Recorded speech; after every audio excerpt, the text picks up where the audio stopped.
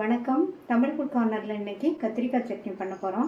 ஸ்டவ்வில் பேன் போட்டிருக்கேன். அதில் 1.5 டேபிள் ஸ்பூன் நல்லெண்ணெய் சேர்த்துக்கலாம். இதுக்கு எண்ணெய் கொஞ்சம் அதிகமாக சேர்க்கணும், ஏன்னா நம்ம எல்லாத்தையுமே எண்ணெயில் வதக்கி பண்ண போகிறோம். எண்ணெய் சூடாயிடுச்சு. அதில் 2 டீஸ்பூன் உளுந்து. இந்த உளுந்து லைட்டாக கலர் மாறி வர வரைக்கும் வறுபடட்டும். உளுந்தோட கலர் லைட்டாக சேஞ்ச் ஆயிடுச்சு. அது கூட 10 பூண்டு, ஒரு 15 போல் சின்ன வெங்காயம், இது ரெண்டையும் வதக்கிக்கலாம். வெங்காயமும் பூண்டும் ஓரளவு வதங்கிடுச்சு. இது கூட 2 கீறின பச்சை மிளகாய், 3 காஞ்ச மிளகாய், 1 டீஸ்பூன் கொத்தமல்லி விதை. கொத்தமல்லி விதை இந்த அளவு சேர்த்தா போதும். இப்போ இதையும் மறுபடியும் வதக்கிக்கலாம். எல்லாம் வறுபட்டுருச்சு. அது கூட கொஞ்சமாக கருவேப்பிலை, புளி, ஒரு சின்ன நெல்லிக்காய் சைஸ் அளவு புளியையும் சேர்த்து வதக்கிக்கலாம். எல்லாமே நல்லா வதங்கிடுச்சு. ஒரு மீடியம் சைஸ் தக்காளியை கட் பண்ணி வச்சுருக்கேன். இந்த தக்காளியையும் நல்லா வதக்கிக்கணும். நம்ம புளி சேர்த்துருக்கிறதுனால இந்த அளவு தக்காளி போதும்.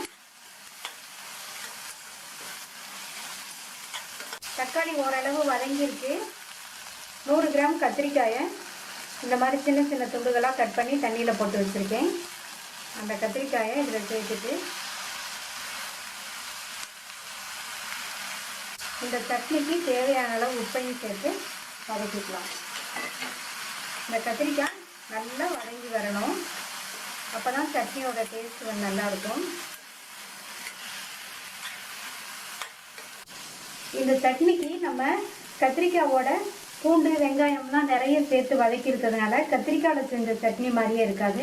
டேஸ்ட் ரொம்ப நல்லாயிருக்கும். இப்போது கத்திரிக்காய் நல்லா வதங்கிருச்சு. இதை இறக்கி வச்சு ஆற விட்டுறலாம். வதக்கி வச்சது ஆறிடுச்சு. இதை மிக்ஸி ஜாரில் சேர்த்து தேவையான அளவு தண்ணி சேர்த்து அரைச்சிக்கலாம். அரைச்ச சட்னியை கிண்ணத்துக்கு மாற்றிட்டு தாளிப்பு போட்டுடலாம். தாளிப்பு போடுறதுக்கு கொஞ்சமாக எண்ணெய் விட்டு கொஞ்சம் கடுகு, உளுந்து, கருவேப்பிலை, 2 பிஞ்ச் பெருங்காய பவுடர் போட்டு தாளிச்சிருக்கேன். தாளிப்பை சட்னியில் சேர்த்துடலாம். ரொம்ப டேஸ்டான கத்திரிக்காய் சட்னி தயாராகிடுச்சு.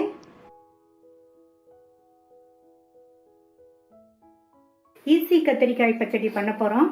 இந்த பவுலில் 2 டேபிள் ஸ்பூன் பாசிப்பருப்பு சேர்த்து 2-3 தடவை வாஷ் பண்ணிவிட்டு 15 நிமிஷம் ஊற வச்சுக்கலாம். அந்த பவுலில் ஒரு பெரிய நெல்லிக்காய் சைஸ் அளவு புளி சேர்த்துருக்கேன். அதை 1/2 கப் தண்ணியில் நல்லா கரைச்சி வடிகட்டி வச்சுக்கலாம். ஸ்டவ்வில் குக்கர் போட்டிருக்கேன். 15 நிமிஷமாக ஊற வச்ச பாசிப்பருப்பை தண்ணியோடையே சேர்த்துக்கலாம். இது கூட 1/4 கிலோ கத்திரிக்காயை கட் பண்ணி தண்ணியில் போட்டு வச்சுருக்கேன்.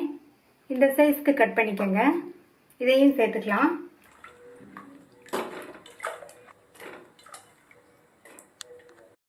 இது கூட 15 சின்ன வெங்காயம் தோல் உரித்து 2 கட் பண்ணது, 5 பூண்டு 2 கட் பண்ணது, 2 மீடியம் சைஸ் தக்காளி பழம் இந்த அளவுக்கு பெருசாக கட் பண்ணிக்கணும், 5 பச்சை மிளகாய் கட் பண்ணது, ஒரு பெரிய நெல்லிக்காய் சைஸ் அளவு புளியை ஊற வச்சு 1/2 கப் தண்ணியில் கரைச்சி வச்சுருக்கோம். அது சேர்த்துக்கலாம். இது கூட 1/4 டீஸ்பூன் மஞ்சள் தூள், 1/4 டீஸ்பூன் மிளகாத்தூள். பச்சை மிளகாய் 5 சேர்த்துருக்கிறதுனால மிளகாத்தூள் இந்த அளவு போதும். நீங்கள் விருப்பப்பட்டீங்கன்னா கூட கொஞ்சம் சேர்த்துக்கங்க. எல்லாத்தையும் நல்லா ஒன்றா கலந்து விட்டுடலாம்.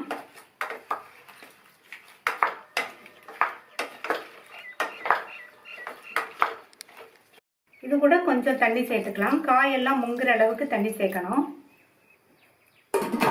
மூடி போட்டு ஸ்டீம் வந்ததுக்கப்புறமா வெயிட் போட்டு மீடியம் ஃப்ளேமில் 2 விசில் வேக வச்சுக்கலாம். மீடியம் ஃப்ளேமில் 2 விசில் வந்துருச்சு. கத்திரிக்காய் பாசிப்பருப்பு ரெண்டுமே வெந்துருச்சு. கத்திரிக்காய் 3/4 பங்கு அளவுக்கு வெந்திருக்கு. இந்த மாதிரி மசிச்சோம்னா ஈஸியாக மசிஞ்சிரும். இந்த அளவுக்கு வேக வச்சுக்கோங்க. இப்போ இதை இறக்கி வச்சுட்டு கடாயில் 2 டேபிள் ஸ்பூன் நல்லெண்ணெய் விட்டு சூடாயிடுச்சு. அதில் 1/2 டீஸ்பூன் கடுகு பொரிஞ்சதும் 1/2 டீஸ்பூன் சீரகம், 1/4 டீஸ்பூன் வெந்தயம் எல்லாமே நல்லா பொரிஞ்சிருச்சு. ஒரு கட் பண்ண காஞ்ச மிளகாய், அடுத்து கருவேப்பிலை, இது கூட நம்ம வேக வச்ச கத்திரிக்காய் சேர்த்துக்கலாம். இப்போ நம்ம சேர்த்துருக்க கத்திரிக்காய் பாசிப்பருப்புக்கு தேவையான அளவு உப்பு சேர்த்து இந்த மாதிரி குழிக்கரண்டியை வச்சு நல்லா மசிச்சு விட்டுக்கணும். ரொம்ப மையாக மசிக்க வேண்டாம், ஓரளவு மசிச்சு விட்டால் போதும்.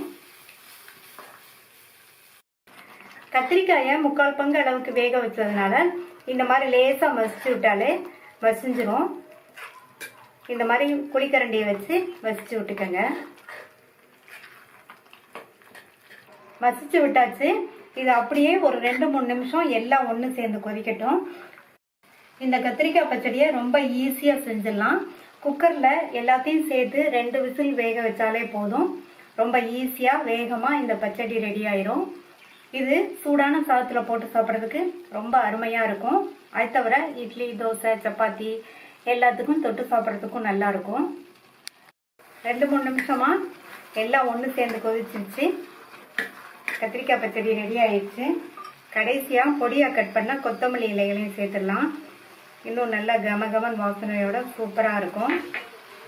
ஸ்டவ் ஆஃப் பண்ணிவிட்டு ஒரு தடவை நல்லா மிக்ஸ் பண்ணி விட்டுடலாம். ரொம்ப ரொம்ப டேஸ்டான ஈஸி கத்திரிக்காய் பச்சடி ரெடி ஆயிடுச்சு. சுவையான கத்திரிக்காய் தொக்கு பண்ண போகிறோம். 2 டீஸ்பூன் நல்லெண்ணெய் விட்டு சூடாகிடுச்சு. 100 கிராம் கத்திரிக்காயை சின்ன சின்ன துண்டுகளாக கட் பண்ணி தண்ணியில் போட்டு வச்சுருக்கேன். எண்ணெயில் சேர்த்து வதக்கிக்கலாம்.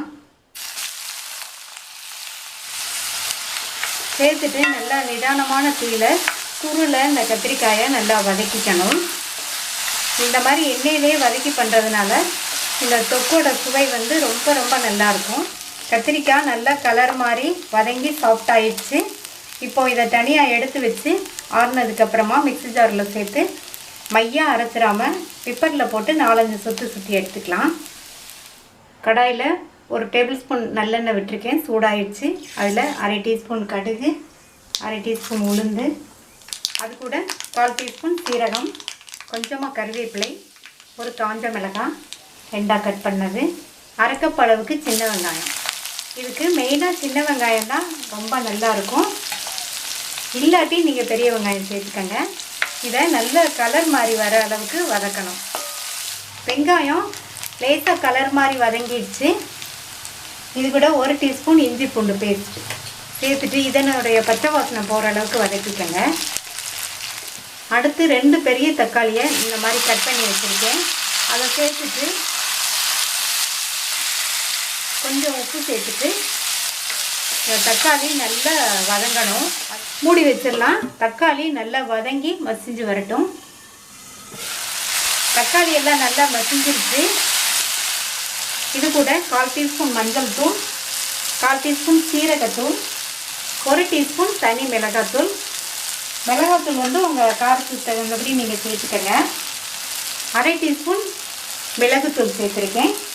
2 டீஸ்பூன் மல்லித்தூள்.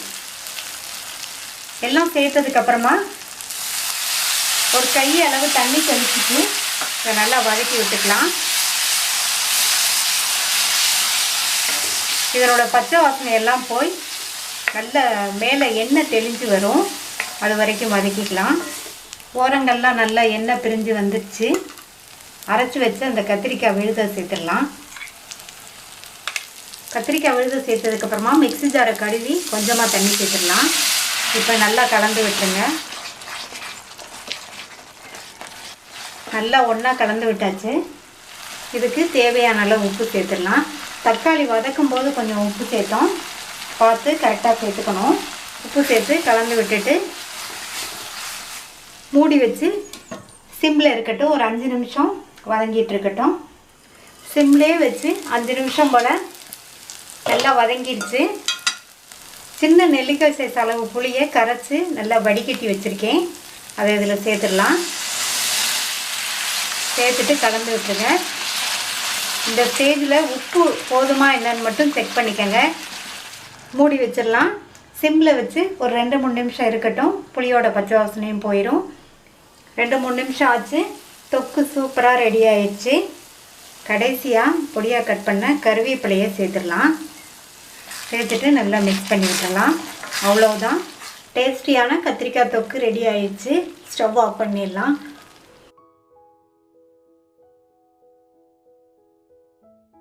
கத்திரிக்காய் சட்னி அரைக்க போகிறோம்.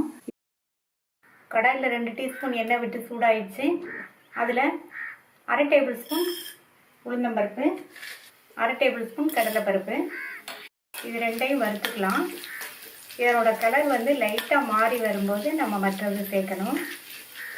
இப்போ பருப்போட கலர் லைட்டாக மாறி வருது.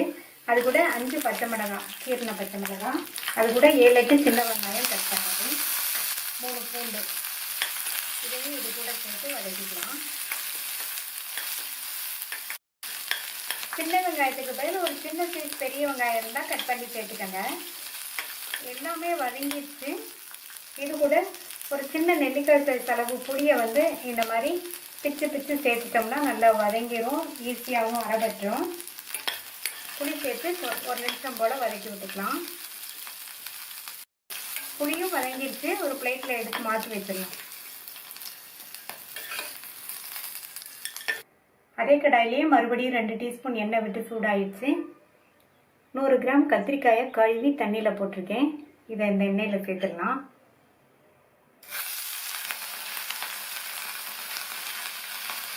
இந்த எண்ணெயிலேயே இந்த கத்திரிக்காயை வந்து நல்லா வதக்கிக்கணும். கத்திரிக்காய் வதங்கிறதுக்கு கொஞ்சமாக உப்பு சேர்த்து வதக்கிக்கணும்.